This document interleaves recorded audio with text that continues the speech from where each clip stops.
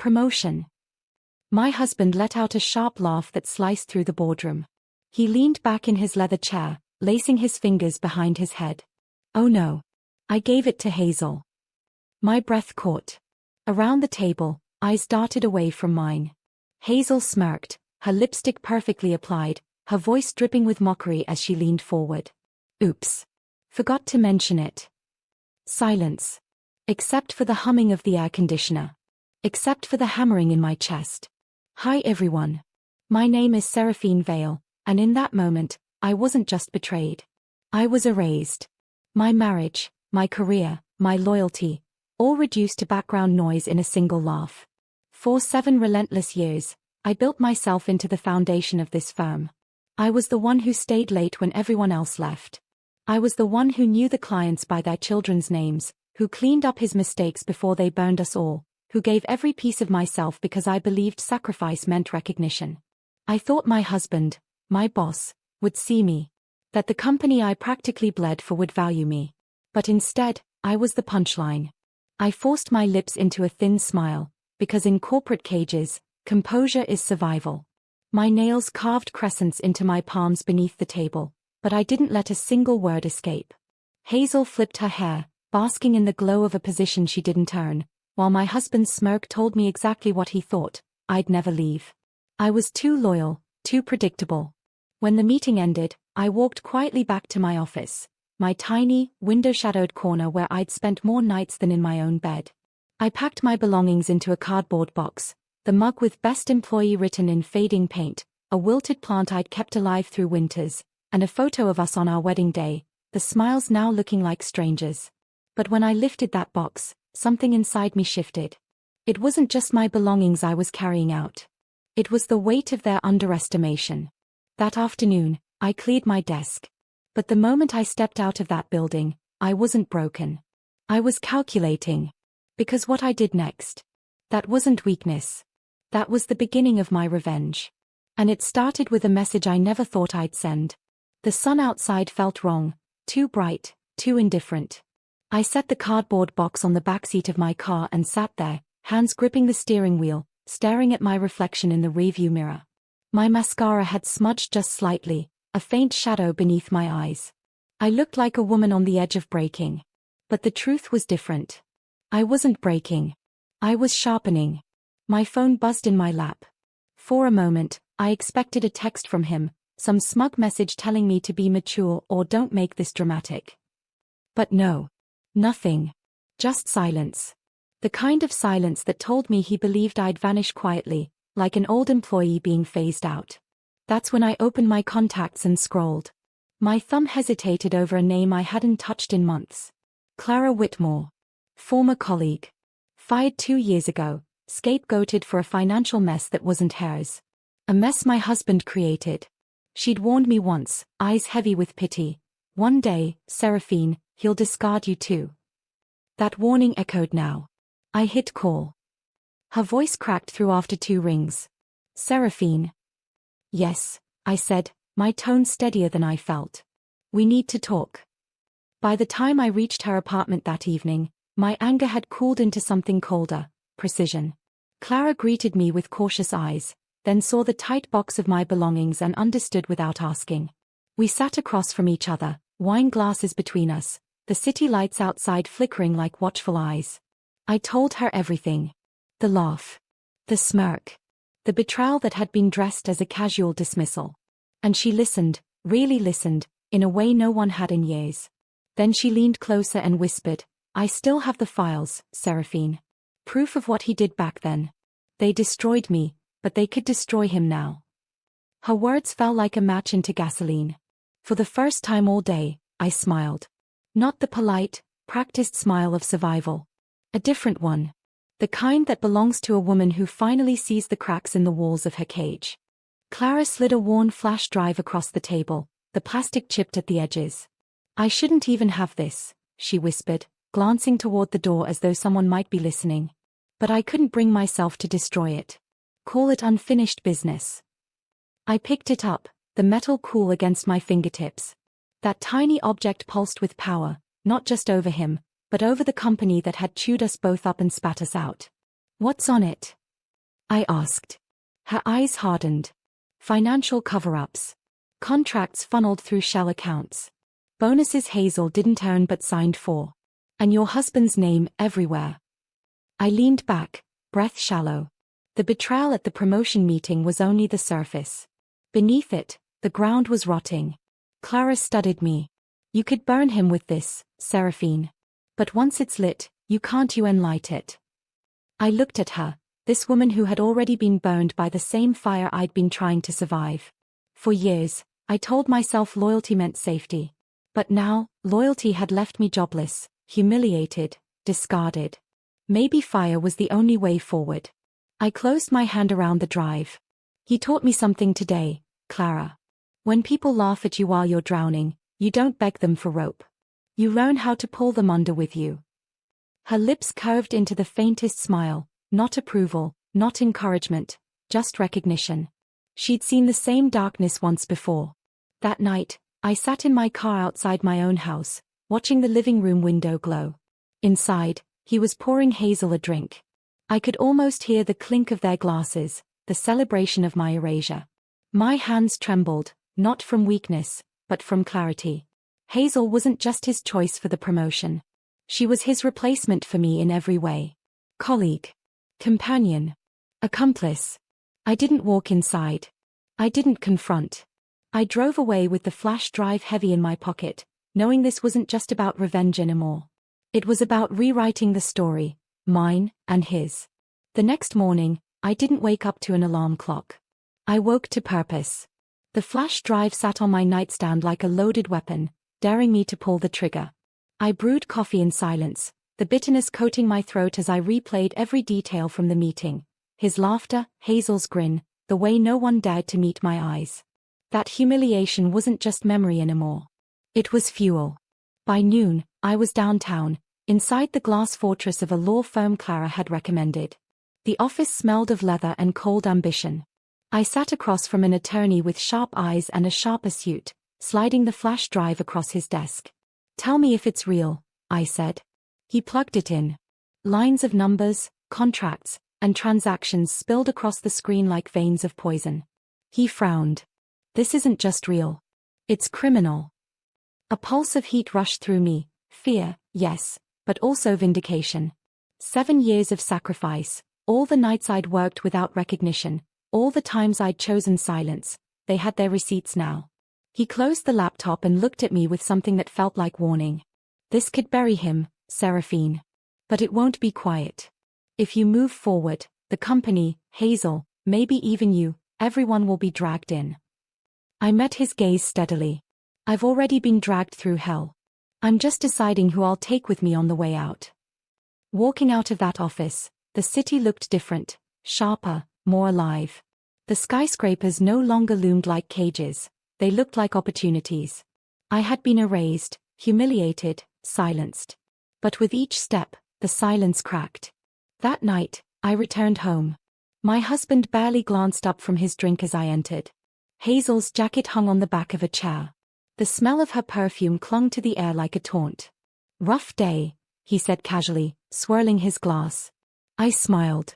A calm, practiced smile. Not at all. And in that silence between us, he didn't realize it yet, but his empire was already crumbling. The first crack appeared 3 days later. I was in the kitchen, pouring tea, when I heard his voice in the study, louder than usual, laced with panic. I froze, listening. What do you mean, flagged? He barked into the phone. A pause. Then, no, I don't care how it looks, fix it. Fix it. The crash of glass followed, and I heard his chair scrape violently against the hardwood floor. Hazel's voice floated after, sharp but nervous. Calm down. If Seraphine. He cut her off. She doesn't matter. She's gone. I gripped the mug tighter, the steam stinging my skin. Doesn't matter. I'd given him years of my life, my loyalty, my silence, and that was what I became the second I walked out, irrelevant. Except I wasn't gone. I was right there, in the walls of the house, in the cracks of his empire, in the shadow of every lie he'd ever told. By the end of the week, rumors trickled in. A contact at the firm texted me late at night, audit starting. People are whispering. Hazel looks sick. I lay in bed staring at the ceiling, the message glowing in my hand. It was happening, faster than I'd imagined. The documents, the truth, had found their way into the right hands. My husband thought I had disappeared, but in reality, I was the ghost haunting him. When I returned to Clara's place to update her, she watched me carefully. You know this won't just ruin him. It'll unravel everything. The company, the people tied to it. Hazel too. I sipped my wine and let the silence stretch. Good. Because Hazel wasn't innocent. She knew. She chose to sit at his side, to grin while he humiliated me. She accepted the crown of a kingdom built on my bones. She could wear it proudly for now. But soon, it would crush her. That night, driving home, I passed the office building where I once belonged. The lights on the top floor still glowed. His floor. His fortress. And for the first time, I didn't see it as untouchable. I saw it trembling. The fallout came like thunder. By the second week, whispers had turned into headlines. News outlets latched onto leaked documents, the very ones Clara had guarded for years. Financial misconduct at Whitmore and Vale, the titles screamed. My husband's face appeared beneath them, his jaw tight, his eyes hollow in photographs. Hazel's name trailed just beneath his, a shadow exposed to daylight. I watched from my living room, the glow of the television flickering across my face. Each word the anchor read was a needle threading through years of silence. The firm had initiated an internal investigation. Clients were expressing outrage.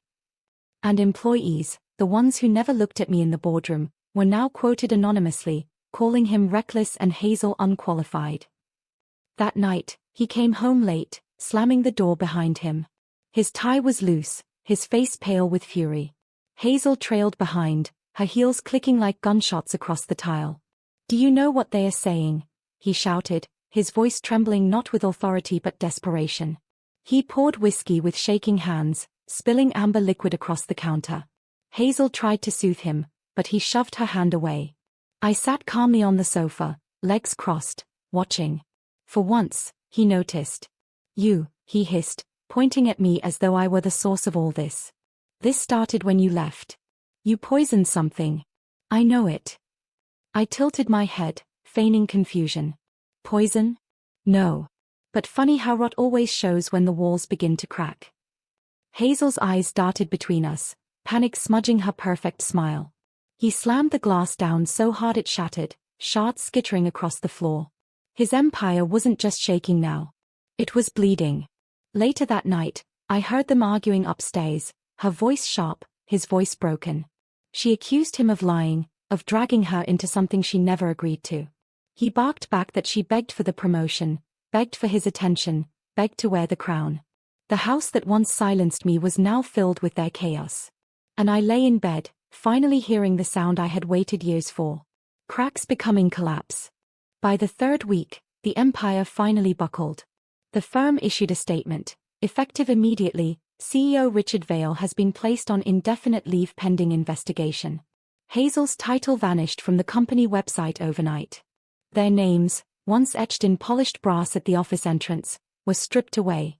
I walked past that building on purpose the next morning. The revolving glass doors still spun, employees still rushed in with coffee and folders, but something was different. Their eyes. Their whispers. For years, those same people had dismissed me as the boss's wife. Now, they whispered my husband's downfall like it was a campfire story, a warning. When I reached the lobby, one of the assistants I vaguely remembered caught my gaze. She didn't look away this time. Instead, she mouthed a single word: respect. I carried it with me like armor. That evening, at home, the atmosphere was venom. Hazel had moved out 2 days earlier. I found her perfume still lingering in the guest bathroom, her lipstick-stained glass abandoned on the counter. My husband slouched in his chair, unshaven, eyes red from whiskey and sleepless nights. "You think this is funny?" he spat as I passed by. I stopped. Turned slowly. "No," I said softly. "It's poetic." His laugh cracked, bitter and hollow. "You ruined me." I leaned closer, my voice steady. "No. You ruined yourself. I just made sure the world saw it." He stared at me, searching for the woman who once covered his mistakes, who once believed in his promises. But she was gone. What sat before him was the silence he underestimated, sharpened into a blade. That night, I stood in the doorway of what was once our shared office. His desk was littered with unpaid bills, court notices, and unopened envelopes. The mighty oak that once symbolized his power now looked like a carcass. For the first time in years, I felt free in that room. Not small, not erased, free. And yet, I knew it wasn't the end. Justice had been set in motion, but closure was something only I could write. The day of the hearing arrived like a storm. I sat in the back of the courtroom, hands folded in my lap, watching as my husband, the man who once laughed at my ambition, was led to the stand. His suit hung loose now, his face pale, his eyes darting like a trapped animal. Hazel wasn't by his side. She had cut her losses weeks ago, vanishing into another city, another life. The prosecutor's voice was calm but merciless. Page after page of documents spilled across the table, fraudulent contracts, siphoned funds, bonuses funneled to Hazel under false signatures. And there, in black ink, was his name. Over and over. Every lie he'd told me, every smirk, every night he dismissed my worth, it was all here, transformed into evidence that could no longer be silenced. I should have felt triumph. But what I felt instead was something deeper, release. When the judge finally declared the charges, embezzlement, fraud, professional misconduct, the room was heavy with finality. His lawyer's shoulders sagged. He looked back once, his eyes finding mine. Not pleading. Not angry. Just hollow. He had built his kingdom on bones, and now it lay in ruins. Outside the courthouse, cameras flashed. Reporters shouted questions. I walked past them in silence, my heels clicking steadily against the pavement.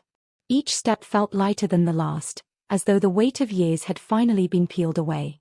That evening, I returned to Clara's apartment. She poured 2 glasses of wine and raised hers in a quiet salute. "You did it," she said. I shook my head softly. No. He did it to himself.